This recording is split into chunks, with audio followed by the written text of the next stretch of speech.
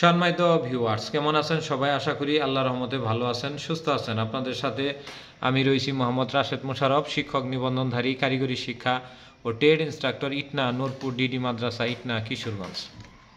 সম্মানিত ভিউয়ার্স, আপনারা দেখছেন ভোকেশনাল টিভি। ভোকেশনাল টিভির পক্ষ থেকে সম্মানিত ভিউয়ার্স ভাই ও বোনদের জানাই আন্তরিক শুভেচ্ছা অভিনন্দন। সম্মানিত ভিউয়ার্স, আজকের আলোচ্য বিষয় এনটিআরসি নিয়োগ প্রক্রিয়ার স্বচ্ছতা সম্পর্কে আলোচনা। সম্মানিত ভিউয়ার্স, আমাদের কাছে আপনারা সবাই জানেন যে বাংলাদেশে যে সরকারি চাকরিগুলো হয়, তৃতীয় এবং চতুর্থ শ্রেণীর চাকরি, এগুলোর মধ্যে প্রায়গুলি হলো আপনার মনে করেন সেখানে দুর্নীতিগ্রস্ত, স্বজনপ্রীতি, তারপরে পক্সি এবং ডিভাইস পার্টি রয়েছে। এমনকি স্বয়ং বিসিএসও এ ধরনের কীর্তিকলাপ আমরা দেখেছি এটিএন নিউজ বা যমুনা টিভিতে, এবং এগুলো সত্যতা প্রমাণিত হয়েছে।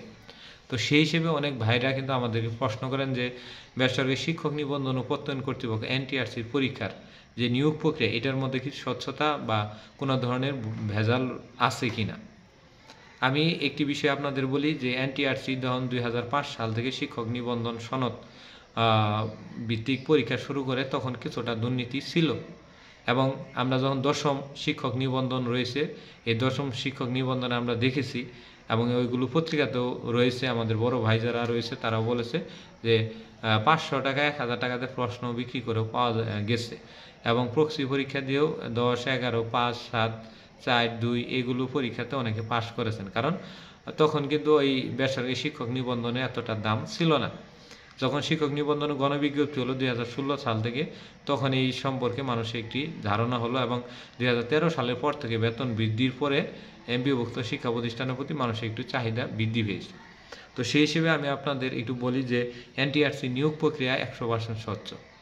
কীরকম স্বচ্ছ আমি আপনাদের বলি যে আপনি যখন প্রিলিমিনারি পরীক্ষা দেবেন জেলা শহরে, সেই ক্ষেত্রে আপনি কিছুটা দুর্নীতি করার সুযোগ থাকতে পারে, মানে জেলাভিত্তিক পরীক্ষায়। কিন্তু যখন আপনি 3 ঘন্টা লিখিত দেবেন, সেই ক্ষেত্রে কিন্তু আপনার দুর্নীতি করার সুযোগ থাকবে না। মাত্র 8টি বিভাগীয় শহরে পরীক্ষাগুলো অনুষ্ঠিত হবে। এবং আপনি যখন ভাইভা দেবেন, ভাইভাতেও আপনি পাস বা ফেল করবেন কিনা এ বিষয়ে কিন্তু আপনার কোনো ধরনের নাই। এখন হয়তো বলতে পারেন যে আমি ভাইভাতে লোক দেবো, কোন বোর্ডে আপনার পরীক্ষা হবে, কে পরীক্ষা নেবে, এই বিষয়টিই তো আপনি জানবেন না ভালোভাবে। তো সেই হিসেবে আপনি লোক ধরবেন কিভাবে? আর লোক ধরলেই যে আপনার ভাইভাতে পাস করবেন বা পাস করলেই যে আপনার চাকরি হবে, বিষয়টা এরকমও নয়। ক্ষেত্র বিশেষ সেটা ভিন্নতা হতে পারে। তবে সেক্ষেত্রে আমরা বলবো যে 13তম শিক্ষক নিবন্ধন থেকে শুরু করে বর্তমান 18তম শিক্ষক নিবন্ধন 2024 পর্যন্ত চলমান রয়েছে, এবং 25-এ 19তম শিক্ষক নিবন্ধন শুরু হবে। তো সেই হিসেবে যে এনটিআরসির বর্তমান 5টি গণবিজ্ঞপ্তি প্রকাশ হয়েছে, তার মধ্যে 1,47,000 বা 1,50,000-এর মতো শিক্ষক নিয়োগ পেয়েছে। এবং সর্বদিক থেকে এখন আরও যে পরীক্ষাগুলো হচ্ছে সেগুলো নিয়োগ প্রক্রিয়া একেবারে 100% স্বচ্ছ। এবং বর্তমান এই বেসরকারি শিক্ষক নিবন্ধন চাকরিকে গরিবের বিসিএস হিসেবে আখ্যায়িত করা হয়ে থাকে।